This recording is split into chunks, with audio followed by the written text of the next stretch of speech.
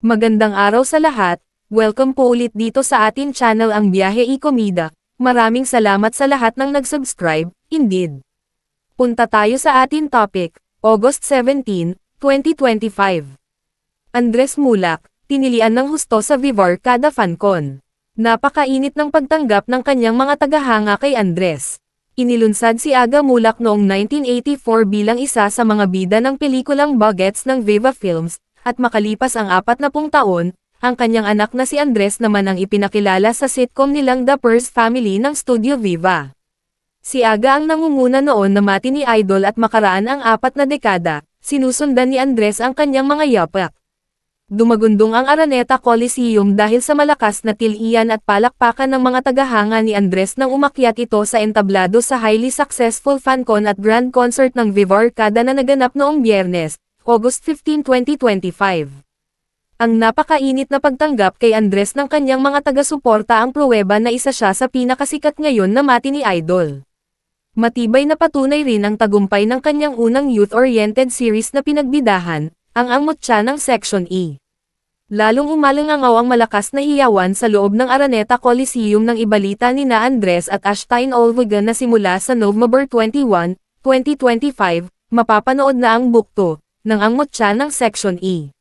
The Dark Side. Karagdagan sa listahan ng original cast sina Joko Diaz na gagampanan ang karakter ni Kaiser Watson, Natalie Hart bilang Serena Watson, Billy Villete as Dylan, Austin Dizon as Jason, Jeffrey Hidalgo bilang Andy, Teneo ng boy group na Alamat as Sato, at Rin Escanio bilang Honey Bee Rider. Masigabong palakpakan at makabasag sa pandinig na tilian ang tinanggap ni Andres nang awitin nito ang cover version niya ng Hot Dogs 1970s hit song na, Ikaw ang Miss Universe ng buhay ko. Hindi lamang ang bukto, ng Mutya ng Section E ang hinihintay ng mga tagahanga ni na Andres at Ashtain, dahil nasa sabik na rin sila na mapanood ang unang pelikula ng dalawa na itatanghal sa mga sinehan sa September 24, ang Minamahal, 100 Bulaklak para kay Luna.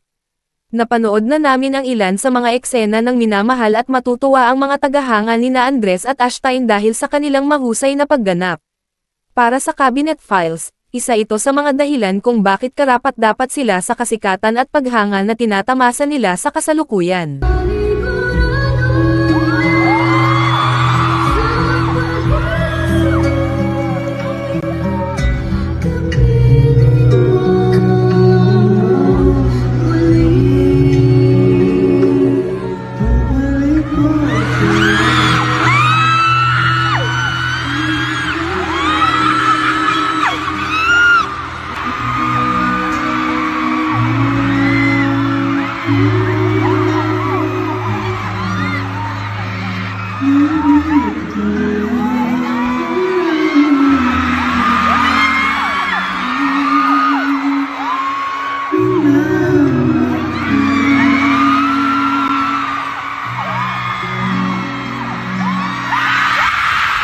Patuloy na bisitahin ang website ng pep.ph, para sa mga bago at maiinit na showbiz news alert.